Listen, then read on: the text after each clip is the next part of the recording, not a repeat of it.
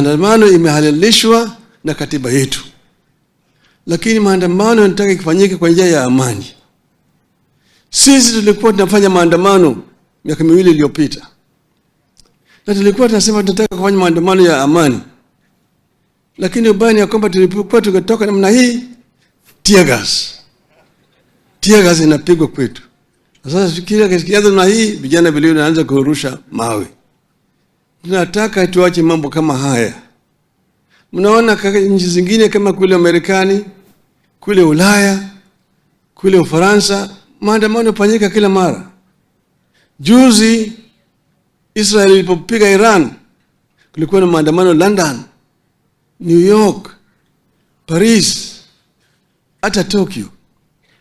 Lakini wanakwenda wanamwambia polisi tutafanya maandamano, wanakubaliana na polisi, maandamano itatoka hapa mpaka pale, kutoka saa hii hadi saa hii.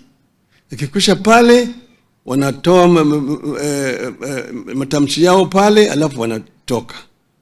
Hiyo ndio maandamano ambayo inakuwa ya amani.